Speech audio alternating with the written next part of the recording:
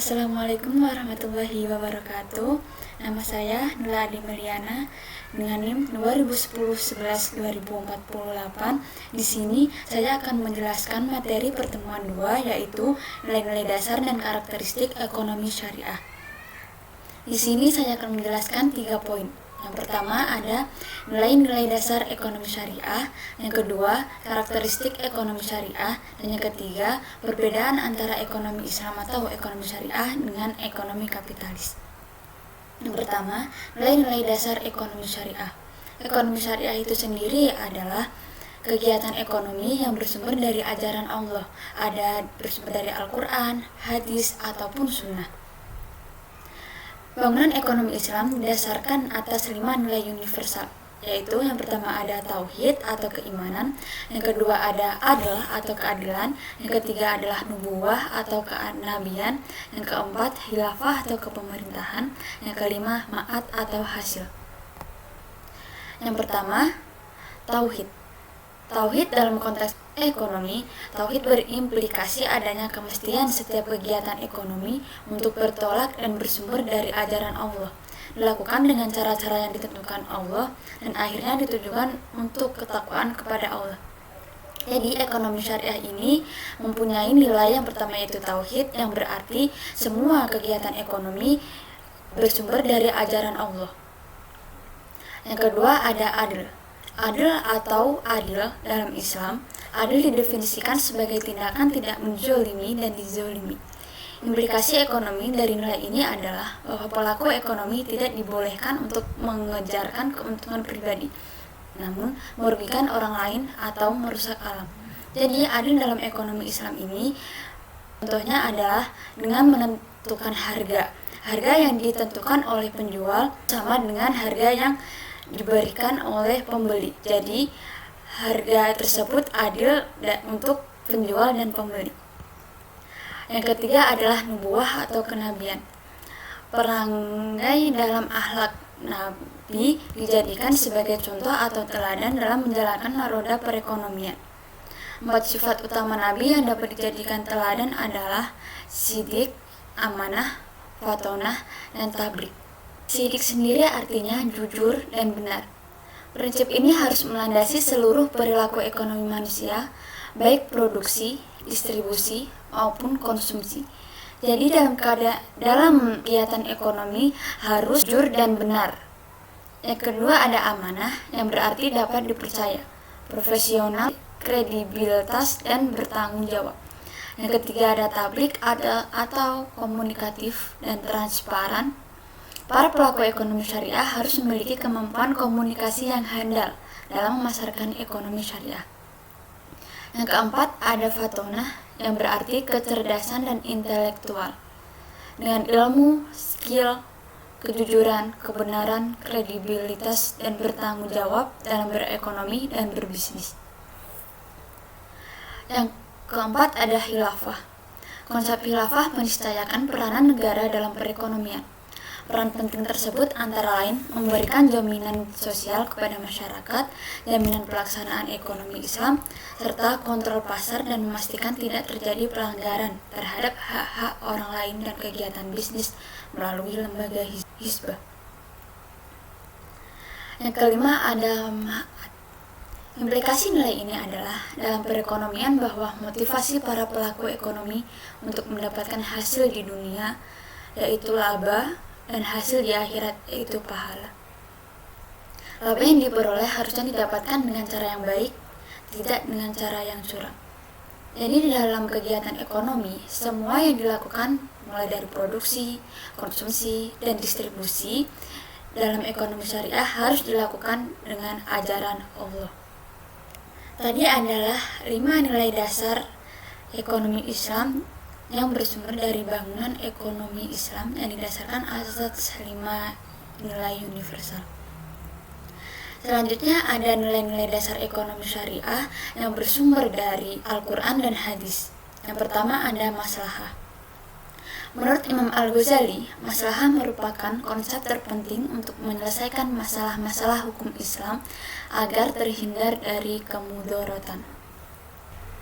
Imam Al-Ghazali menyimpulkan bahwa maslahah adalah memelihara 5 kebutuhan dasar, yaitu ada agama, jiwa, akal, keturunan, yang terakhir adalah harta.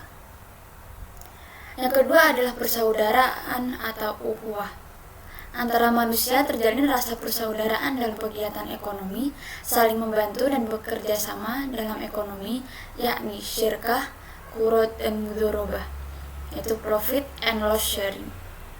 Ekonomi Islam mengajarkan persaingan yang sehat atau fastabiqul khairat dengan cara meningkatkan efisiensi, kompetensi, dan bentuk-bentuk kompetisi sehat lainnya. Prinsip ukhuwah didasarkan agar tidak terjadi manipulasi dan miscommunication dalam sebuah transaksi. Mengapa demikian? Karena suatu transaksi akan menjadi lancar dan terus berkembang dalam bidang bisnis karena mempunyai suatu kepercayaan antara penjual, pembeli, maupun perantara. Yang ketiga ada kerja dan produktivitas.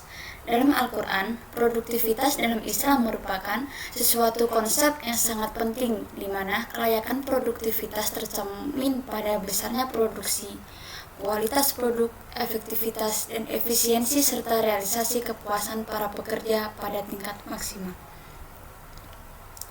Produktivitas adalah cara seseorang menggunakan sumber daya dalam membuat suatu produk. Lebih tinggi produktivitas seseorang, semakin bermanfaat dia dalam kehidupannya, dan sebaliknya. Yang ketiga ada kepemilikan. Dalam ekonomi Islam, Allah adalah pemilik mutlak, sedangkan manusia memegang hak milik relatif. Jadi, manusia adalah pemanfaat dari sumber daya yang diberikan oleh Allah. Ekonomi Islam membagi 3 jenis kepemilikan, yaitu yang pertama ada kepemilikan individu, yang kedua kepemilikan umum, dan yang ketiga kepemilikan negara. Kepemilikan individu bisa berasal dari bekerja, warisan, hadiah, pemberian hibah, wasiat, mahar barang temuan dari jual beli.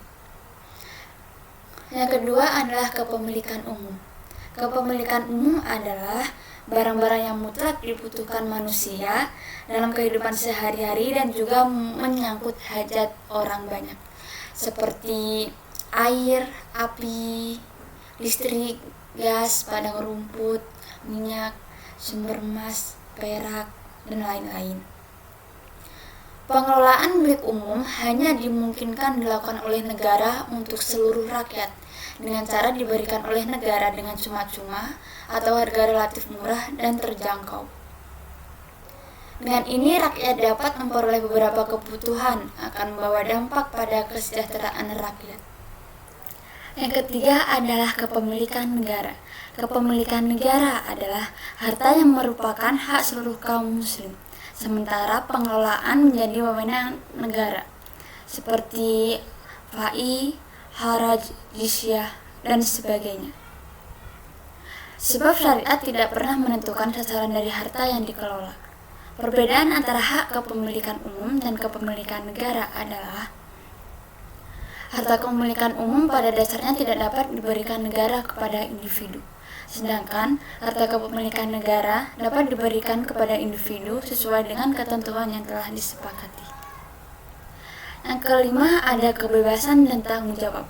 Kebebasan dalam pengertian Islam adalah kebebasan yang terkendali atau al-hurriyah al-muqayyadah, pertanggungjawaban atau mas'uliyah yang harus dihadapi manusia di akhirat, juga merupakan konsekuensi fungsi kekhalifahan manusia sebagai khalifah. Dalam kapasitasnya sebagai khalifah, manusia merupakan pemegang amanah. Karena itu, setiap pemegang amanah harus bertanggung jawab atas amanah yang dipercayakan untuknya. Yang keenam ada jaminan sosial. Jaminan sosial dalam Islam mencakup pemberian standar hidup yang layak, termasuk penyediaan pangan, pakaian, perumahan, kesehatan, pendidikan, dan lain sebagainya. Dalam jaminan sosial ini, negara bertanggung jawab untuk mencukupi kebutuhan pokok masyarakat. Negara bertanggung jawab secara tidak langsung terhadap masyarakatnya dan kewajibannya adalah meringankan dan menghapus penderitaan rakyatnya. Dengan kata lain, negara hanya bertanggung jawab terhadap kebutuhan masyarakat, kebutuhan pokok secara individu apabila individu itu tidak mampu memperoleh kebutuhan pokok tersebut dengan dirinya sendiri.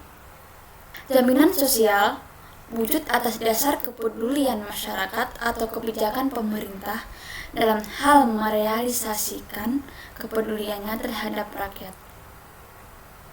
Umar bin Khattab radhiyallahu an memberikan bantuannya dari bendahara negara pada semua orang seperti itu, termasuk yang bukan muslim. Ia memberikan jaminannya pada orang-orang Yahudi yang sudah tua, sakit, dan buta, dan juga pada orang-orang Kristen yang menderita lepra dan cacat. Yang kedua ada karakteristik ekonomi syariah. Karakteristik ekonomi syariah yang pertama adalah kepemilikan dalam Islam. Allah Subhanahu wa Ta'ala, pemilik alam semesta. Manusia diberikan hak untuk memiliki dan menguasai alam semesta dengan cara yang ditentukan oleh Allah. Manusia diberikan hak untuk memanfaatkan sumber daya alam tersebut dengan ketentuan-ketentuan Islam. Cara memperoleh hak kepemilikan tersebut bagi menjadi dua. Yang pertama itu ada ihraj al-mubahat atau penguasaan harta yang belum dimiliki seseorang sebelumnya. Misalnya, menangkap ikan di laut lepas dan hasilnya dibawa pulang. Jadi ikan tersebut adalah hak kepemilikan pribadi. Yang kedua ada tahalluf atau penguasaan harta melalui peninggalan seseorang, misalnya warisan. Yang kedua adalah masalah sebagai intensif ekonomi. Intensif kegiatan ekonomi dapat diterima di dunia dan akhirat. Yang di dunia diterima individu dari kegiatan ekonomi, dan yang dari akhirat diterima individu berupa imbalan di akhirat nanti. Dan imbalan tersebut bersumber dari apa yang dilakukan manusia saat di dunia. Yang ketiga ada musyawarah sebagai prinsip pengambilan keputusan. Yang keempat ada pasar yang adil sebagai media koordinasi. Yang kelima ada pelaku ekonomi dalam Islam. Pasar dalam ekonomi Islam yaitu bertemunya penjual dan pembeli dengan penentuan harga dari kekuatan penawaran dan permintaan. Pasar dalam ekonomi Islam bisa dibilang dengan pasar bebas. Yang kedua, pemerintah dalam ekonomi Islam. Pemerintah adalah pemegang amanah Allah dan Rasul-Nya serta amanah masyarakat untuk menjalankan tugas-tugas kolektif dalam mewujudkan kesejahteraan dan keadilan bagi seluruh umat. Peran masyarakat dalam ekonomi Islam. Peran masyarakat tersebut adalah mengembangkan dan mempercepat penerapan sistem ekonomi dan keuangan syariah di Indonesia. Yang ketiga ada perbedaan ekonomi Islam dan ekonomi kapitalis. Yang pertama dari sumber. Sumber dalam ekonomi Islam tersebut bersumber dari Al-Quran dan hadis, sedangkan kapitalis bersumber dari daya pikir manusia. Yang kedua ada tujuan. Tujuan dari ekonomi Islam yaitu falah dan maslahat, sedangkan tujuan dari kapitalis adalah utilitarian dan individualisme. Yang ketiga ada kepemilikan harta. Dalam ekonomi Islam, kepemilikan harta milik absolut pada Allah. Manusia adalah penerima amanah, pemilik relatif. Kepemilikan harta dalam ekonomi kapitalis yaitu hak milik absolut pada manusia. Yang keempat ada sistem distribusi. Perbedaan ekonomi Islam, sistem distribusi mekanisme pasar dengan nilai-nilai termasuk zakat, infak, sedekah, dan wakaf. Sedangkan ekonomi kapitalis, sistem distribusinya adalah sistem pasar. Yang kelima ada prinsip jual beli. Dalam ekonomi Islam, prinsip jual belinya melarang gharar, maisir, riba, dan barang-barang haram. Sedangkan ekonomi kapitalis tidak ada larangan apapun. Mau menjual apa aja, mau menjual barang-barang haram, karena sumbernya adalah daya pikir manusia. Pikiran manusia hanya akan memikirkan keuntungan walaupun itu menjual hal-hal yang haram. Yang selanjutnya ada motif konsumsi. Perbedaannya adalah kalau ekonomi Islam itu motif konsumsinya adalah kebutuhan, sedangkan kapitalisme adalah keinginan. Motif untuk produksi. Ekonomi Islam, motif untuk produksinya adalah kebutuhan dan kewajiban manusia. Sedangkan kapitalis adalah ego dan rasionalisme. Dan selanjutnya adalah hubungan antar pelaku bisnis. Dalam ekonomi Islam, hubungan antar pelaku bisnis yaitu ukhuwah, dan kapitalisme adalah persaingan. Dalam ekonomi kapitalisme, banyak persaingan yang terjadi. Karena dalam ekonomi kapitalisme itu adalah berlomba-lomba untuk mencari keuntungan. Sedangkan dalam ekonomi Islam yaitu adil. Seperti nilai-nilai dasar ekonomi Islam, yaitu ada adil atau keadilan. Dan selanjutnya adalah indikator keberhasilan ekonomi. Dalam ekonomi Islam, indikator keberhasilan ekonomi yaitu pertumbuhan dan pemerataan. Dan dalam ekonomi kapitalisme adalah hanya pertumbuhan ekonomi. Selanjutnya ada sumber keuangan negara. Dalam ekonomi Islam, sumber keuangan negaranya adalah ada dari zakat, infak, sedekah, pajak kondisional, dan lain sebagainya. Sedangkan ekonomi kapitalis bersumber dari pajak. Selanjutnya tujuan pembangunan. Tujuan pembangunan ekonomi Islam yaitu memprioritaskan pengentasan kemiskinan. Sedangkan ekonomi kapitalis adalah kemajuan semata. Selanjutnya adalah dampak. Ekonomi Islam berdampak tentang sarana menciptakan keadilan ekonomi, sedangkan kapitalisme adalah kesenjangan. Dari perbedaan ini sangat terlihat perbedaannya sangat signifikan. Oke, sekian penjelasan dari saya. Apabila ada salah kata, saya mohon maaf. Saya akhiri. Wassalamualaikum warahmatullahi wabarakatuh.